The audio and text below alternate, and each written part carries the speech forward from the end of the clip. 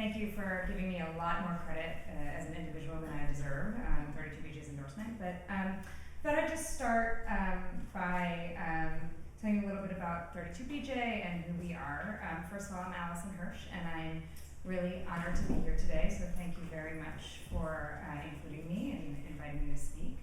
I've been at 32BJ for about 12 years, and as Adam said, we are a labor union. We represent 185,000 members in 12 states, from New Hampshire, south to Virginia, and then in Florida, and Washington, D.C., and also in Kentucky, 12 states in the District of Columbia.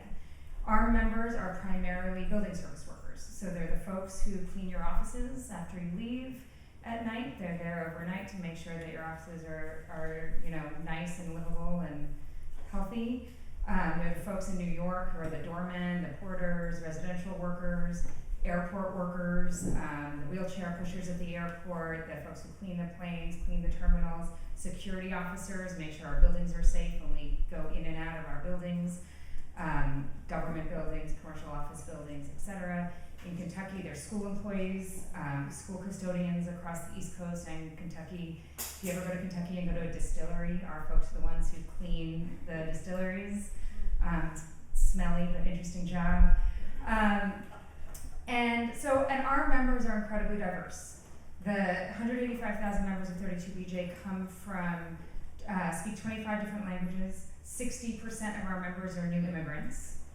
Primarily people of color, though not entirely, and really broken down a relatively equitable distribution between men and women, although in the cleaning sector it's a much higher population of women. And we're the folks who are the low-wage workers, who are what we often call the invisible workforce, who, if it weren't for the labor union, would be making minimum wage jobs and working 4 or 5 part-time jobs instead of the kind of job the union allows for because of the organizing of these workers, which are decent family-sustaining wages, full family benefits, access to training funds, legal funds, etc. So why do we care about the Green New Deal? We care about the Green New Deal because, as I said, our members clean office buildings. And if you think about the cities in which we work, New York City, Miami, these are cities that are, bearing the brunt of climate change all the time, even though that's not who we think about as workers who are impacted by climate change. We think about the coal workers in Kentucky or our folks in rural Western Pennsylvania, but when you're talking about urban centers, our folks are impacted by climate change as well. And in cities like New York City, I think 70% of the carbon footprint that comes out of New York City comes out of the building stock.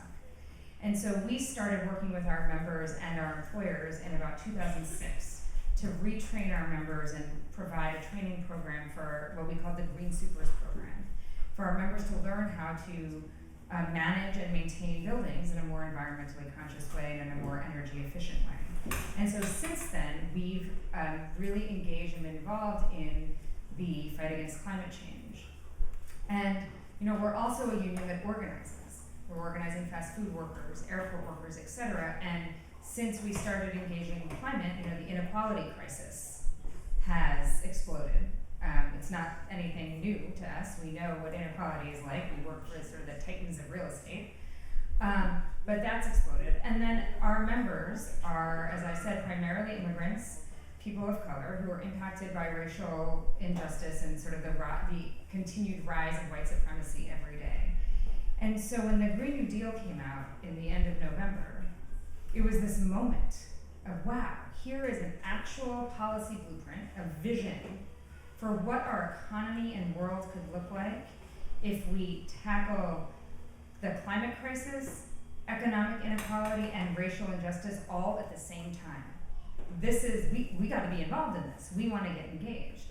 And so we reached out to the Sunrise Movement folks and Congresswoman Ocasio-Cortez's office and started a conversation because we did want to make sure, as we were getting engaged, that the issue of workers who are currently working in fossil fuel reliant industries and who live in fossil fuel reliant communities would be front and center in the conversation as you move forward on the Green New Deal. And And, you know, we got the assurances that we need, and so came on board as of the coalition towards the end of December, and then as Adam said, spent about 6 months working to get the rest of SEIU to get on board as well. And, you know, our role is unique because we aren't, you know, the labor movement, we talk about sort of the role of the labor movement in this coalition and in the issue of climate change. You know, the labor movement is not a monolithic set of individuals or organizations. You know, every industry has its own culture and style based somewhat on the way the industry is set up. Public sector workers, construction workers, building service workers, you know, fossil fuel coal workers, etc. And so it's not about sort of creating one way the entire labor movement can be comfortable or participate together in the fight against climate change or in the Green New Deal. It's around making sure that workers' voices are heard, whether they're in a union or not in a union, whether they are directly impacted as somebody who relies on the fossil fuel industry for their livelihood, or somebody who's directly impacted because the increased climate crises and climate disasters are impacting their ability to have a livelihood, right? It's important that workers' voices are heard throughout. And so what we've done over the past 8 or 9 months is partner with Sunrise, partner with CJA and some of the environmental justice organizations at the local level, at the national level, to say, how can we help?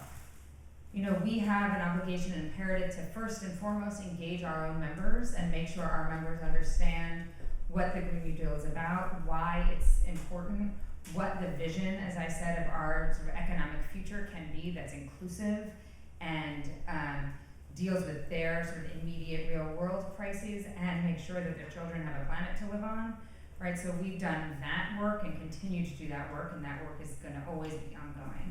And then we sit at coalition tables with you know, environmental justice groups, with the big green folks, with community organizations, with you know, we engage in partisan politics, so with, you know, the Working Families Party or friendly elected officials, et cetera, to think about, okay, we know what the Green New Deal is a vision. I think the speaker before me talked about the need to both maintain the sort of ongoing narrative drumbeat in the media and do the very time-consuming, difficult, grassroots coalition building and organizing at the same time. And so in addition to that, you also have to sort of have the institutional political power to get in the room with the decision makers and to have them feel like, and I know this is probably a church, so I don't want to be too partisan, but have them feel like their elections are at stake if they don't act. And that is one thing that the union can really help on because we mobilize, we engage in elections. And so, you know, throughout the last 9 months and as we move forward into sort of 2020 and beyond, we are really working with the different partners to identify and figure out, you know, what is our strategic value to a coalition? How do we engage our members most effectively to move the ball forward? What is somebody else's strategic value? How are we different?